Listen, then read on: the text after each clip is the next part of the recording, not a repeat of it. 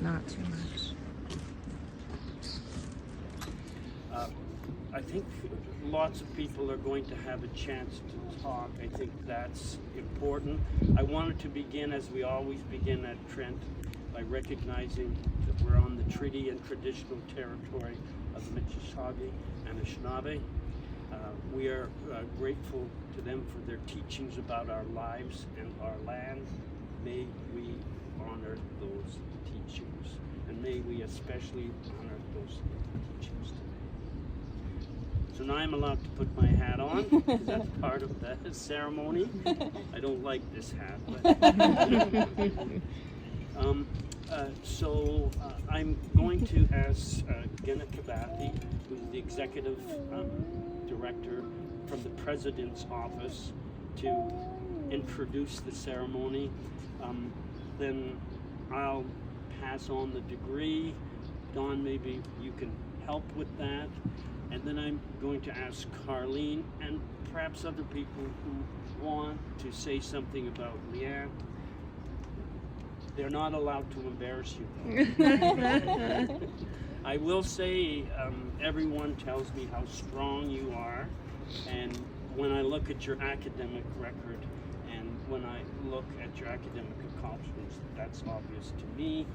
And then Lorenzo, I would like to finish the ceremony when we get there, perhaps with a prayer from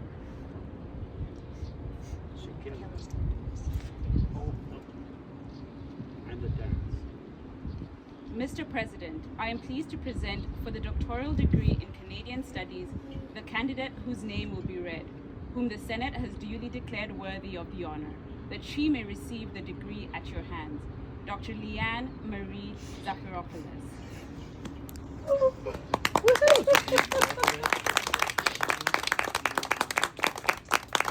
I did want to make a couple of comments. One, that the PhD degree in Canada is the highest academic accomplishment for anyone. So I did want to recognize that you reached the top of the academic ladder. I know how much work it takes to get a PhD degree. I want to congratulate you on that. And I also want to say that it's a great honor that we are here to present, honor for us that we are here at this special moment to present you. Congratulations. Please join me in congratulating the recipient of the doctoral degree.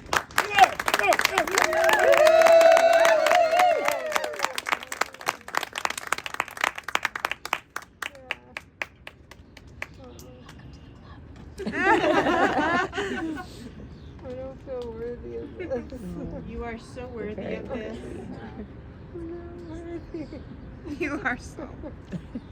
Well, and I think some people could comment on how worthy you are. So I'm going to ask Carlene, your supervisor, to speak first. Not exactly your supervisor. Oh, Carlene, okay. Just to say, no, but Nicole is on an airplane right now. Nicole is on airplane, and I can never speak for Nicole. Yes. But I will say that I was very privileged to have Liane in my course, and it was arts-based methodologies. And I've been working in that for, I don't know, a long time, 20, 30 years, and I probably learned more from this one than anything I knew bringing into it. And I'm probably not allowed, I'm not allowed to say that she had the highest grade in the course. Hey, wait a minute, was I in that course? I want to say that we spent a lot of time trying to figure out how to integrate arts with social justice, with the environment, and talking, intellectualizing this. And then it was time for Liane's presentation. And Liane says, "Look, you guys aren't getting it." But in the joking, humble way. I can't explain it, how she gets away with this, but she does. And she says, the arts is the environment. It's the beauty. It's just, I have a quote from you. I don't think I had profound world shift in view. You said, no, it's all beautiful. That's why you have the same feelings. when you see art and you make art as when you see the land. And that's why it's the first creation. It is art. And you changed all of us in that moment. And then this one, and the other thing that I have to say that I really appreciate is I think I've tried so hard getting the best reading list in town. This writer, no. Look at what she's done. She's not doing it. She's not doing it as well as she can. Not in a cruel way, in a generous way. You know, you probably were one of the bravest people in the class, like the way that you would. No, look at how this writer's doing it. They can do it better. They can do it stronger. They can do it more respectfully. You know, which you always gave us. And I mean, and then in the middle, I said, you know, she's like, well, no, I'm not doing this academic thing. I'm beating. And I said, no, there's a lot of people. The people are doing this beating as methodology. What? And so this one, you can create knowledge through beating. You know that already, but you can have it recognized here too if you want. I know you don't need it, but if you want it. And then this one goes to a PhD. And not to mention what you taught us about beating. And I'll stop there because I'm this one. You already know you're so special. So likewise, I had the privilege of teaching Liane in one of our Masters of Education courses. It was a course about race, ethnicity, and education.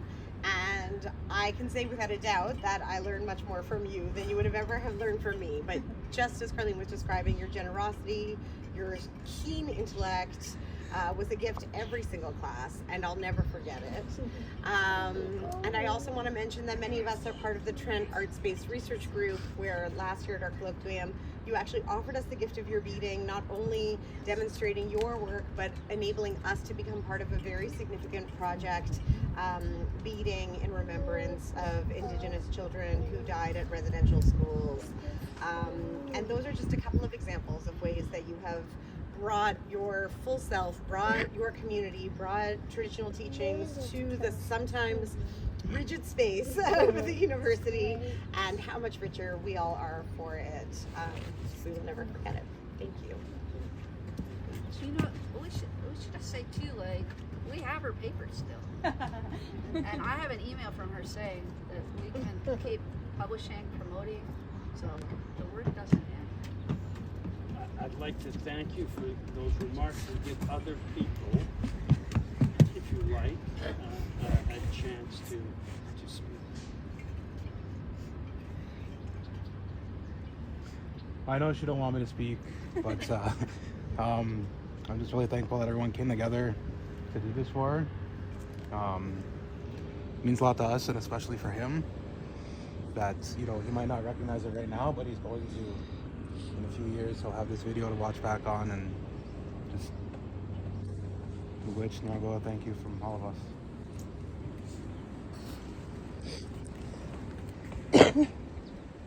I'd like to invite in the back here, if any of you would like to come forward and lay some honor on this woman. Don't be shy. I'll stand with you.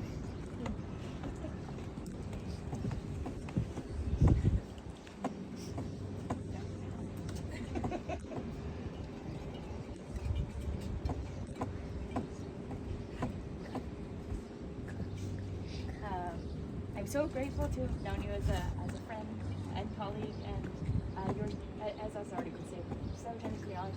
I'm grateful for the gifts that you shared with me during my time of illness, and thankful to have had that connection with you through that, through the sharing. So thanks so much. You were the best PhD friend I could have. And thank you for all the teachings that you gave me and the moments that we've had together. And with Katie too, who sends her love. And Heather was on a plane and wanted to be here. And Kathy really wanted to be here, but it got bigger. And we just love you so much. And we are so grateful that we are at an institution that affords us so many blessings and opportunities to learn together. So much, my friend. Phoenix. Phoenix, would you like to say something to Mommy? What do you want to say about Mommy? Tell everybody what you feel about Mommy. Dr. Mom. Oh. Nana will say something. Nana will say something. From me to you, I love you. I couldn't love you anymore if you were my own daughter. Thank you for that. And thank you for that. And I love you endlessly. Anybody else? I think Angela. Oh. I won't be able to say it. Thank you so much. I love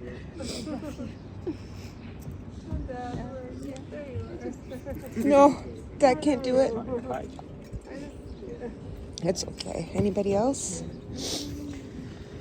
As long as I've known you, Liane, you've always been so kind and open and generous with all of your knowledge and everything that you bring. And I wanted to say that I'm very proud to know you. I'm very proud of all that you've achieved.